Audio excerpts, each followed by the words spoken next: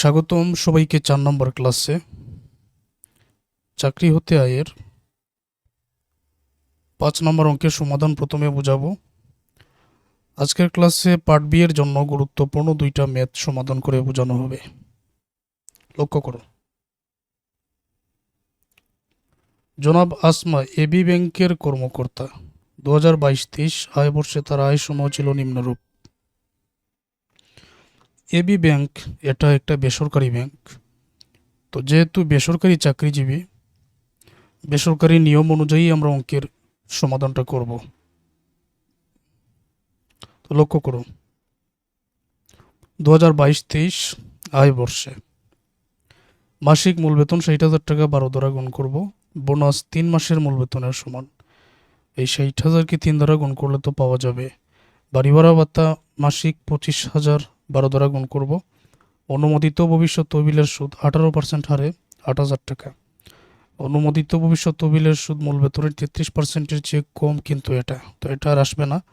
Bank হতে তাকে একটা গাড়ি দেওয়া হয়েছে যা তিনি সম্পূর্ণ ব্যক্তিগত কাজে ব্যবহার করেন। ব্যাংক থেকে যে গাড়িটা দেওয়া হয়েছে, তো এটা 2500 সিসি ধরে আমরা মাসে 10,000, 12 মাসে 1,20,000 হিসাবে ধরে নিব। উপরোক্ত তথ্যের ভিত্তিতে জনাব আসমার চাকরি হতে আয় নির্ণয় করো। আচ্ছা, চাকরি হতে আয় আমরা নির্ণয় করব। তো এটা কিন্তু বেসরকারি, আর এটা পার্ট বি এর জন্য। এখানে আছে 2022-23 আয় বর্ষ। তো এটা আগে লিখে নেই। এগুলো একেবারে সহজ, ধারাবাহিক ক্লাস থাকলে একেবারে সহজ। আয় বর্ষ 22-23, নামটা উপরে লিখে নেবেন আগের মতো করে। কর বর্ষ 23-24। চাকরি হতে আয় মাসিক মূল বেতন 60,000, এটা তো 12 দ্বারা গুণ করে লিখব। বোনাস 3 মাসের মূল বেতনের সমান, এটা এই 60,000কে 3 দ্বারা গুণ। বাড়ি ভাড়া ভাতা মাসিক 25,000 আছে, এগুলো আগে লিখে দিই, 3টে আগে লিখে দিই। মূল বেতন 60,000 গুণ 12 7,20,000। বোনাস 60,000 3 মাসের সমান 1,80,000।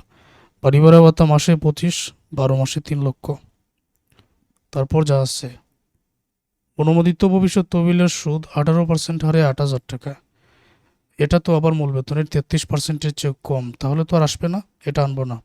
ব্যাংক হতে যে গাড়ি দেওয়া হয়েছে ওইটা 2500 সিসি ধরে আমরা মাসে 10,000, 12 মাসে নিয়ে আসবো 1,20,000। মোট প্রাপ্ত বেতন 13,20,000। তারপরে এই 13,20,000-এর 3 ভাগের 1 অংশ 4,40,000, আরেকটা হলো 4,50,000। এটা হচ্ছে সর্বোচ্চ সীমা। এই দুইটার মধ্যে কম হচ্ছে 4,40,000, এটা এখানে বিয়োগ করো। উপরের আয় থেকে এটা বিয়োগ করে দিলে চাকরি হতে মোট আয় 8,80,000 টাকা। চাকরি হতে মোট আয় 8,80,000 টাকা। আশা করছি এটা ক্লিয়ার।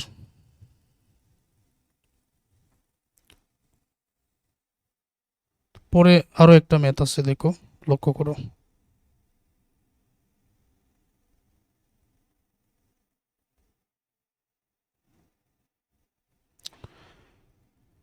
জনাব এনামুল কবির অথবা জনাব খাইরুল কবির একজন সরকারি কর্মকর্তা।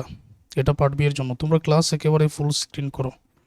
30শে জুন 2023 সালে তার আয় ব্যয় নিম্নরূপ। মূল বেতন 40,000 টাকা প্রতি মাসে।